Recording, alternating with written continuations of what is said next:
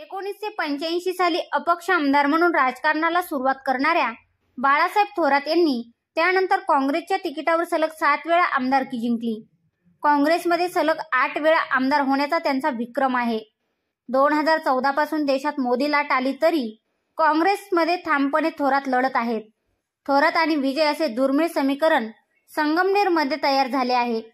यावेळी संगमनेर तालुक्याची काय आहे स्थिती याचे विश्लेषण करणारा हा स्पेशल रिपोर्ट. नमस्कार, मी गायत्री आणि आपण पाहत आहात नगरी पंच.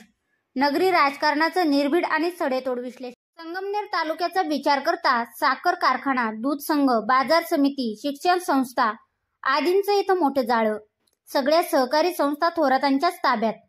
थोरात या मतदारसंघात 1985 पासून सलग 8 वेळा आमदार. थोरातांची 3-4 दशकापासून येथे एक हाती सत्ता.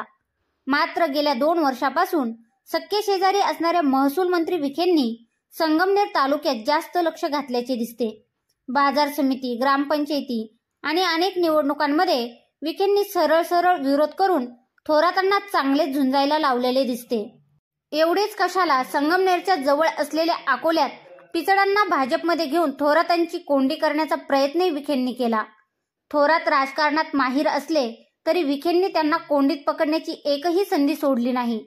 संगमनेरच्या शेजारच्या तालुक्यात थोरात विरोधांना बळ देण्याचे काम विखेंनी केले. मात्र तरीही थोरातांनी एक हाती किल्ला लढवत आपल्या मतदारसंघावर पकड कायम ठेवली. विखेंच्या प्रत्येक गनिमी काव्याला थोरातांनी अगदी चाणाक्षपणे उत्तर दिले. विखेही एकामागून एक अस्त्र टाकतातच. थोरातांचे संगमनेरमध्ये एक हाती वर्चस्व असले तरी विखेंनी गेल्या 2 वर्षापासून विरोधात पडणाऱ्या मतदानाची टक्केवारी निश्चित वाढवली आहे. बाजार समिती, ग्रामपंचायती या निवडणुकात विरोधी पॅनल देऊन विखेंनी आपली ताकदही वाढवली आहे. त्यामुळे यावेळी थोरातांचे पारडे जड असले तरी संगमनेर विधानसभेची निवडणूक दखलपात्र होण्याची शक्यता आहे. गेल्या वेळी साहेबराव नवले व त्यापूर्वी जनार्दन आहेर या शिवसेनेच्या उमेदवारांचा पराभव केला होता. विशेष म्हणजे यावेळी त्यांच्या विरोधात अद्यापपर्यंत कोणतेही नाव चर्चित नाही. तालुक्यात 60% जास्त मते थोरातांना मिळत असल्याचा इतिहास आहे. त्यामुळे उर्वरित 40% विरोधातील मताला एकास एक उमेदवार देणे शक्य झाले तरच यावेळी काहीतरी चमत्काराची अपेक्षा आहे. अन्यथा थोरातांची सत्ता यावेळी अबाधित राहण्याची शक्यता जास्त आहे. दुसरीकडे थोरातांचे नाव नगर दक्षिण लोकसभेसाठी घेतले जाते.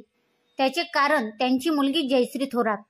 जयश्री थोरात यांचे नाव गेल्या 2 वर्षापासून चर्चेत आहे. पदवीधर निवडणुकीच्या वेळी त्यांचे नाव चर्चेत होते. यावेळी संगमनेरची विधानसभा त्या लढवतील असे काहींचे म्हणणे आहे. थोरातांचा राजकीय वारसदार म्हणून जयाताईकडे पाहिले जाते. एकविरा फाउंडेशनच्या माध्यमातून त्यांनी आतापर्यंत अनेक कामे केली आहेत. त्यामुळे यावेळी थोरातांऐवजी त्याच आमदार होतील अशी शक्यता जास्त वाटते. आजचा व्हिडिओ तुम्हाला कसा वाटला हे आम्हाला कमेंट करून नक्की कळवा आणि चॅनलला सबस्क्राईब करायला विसरू नका.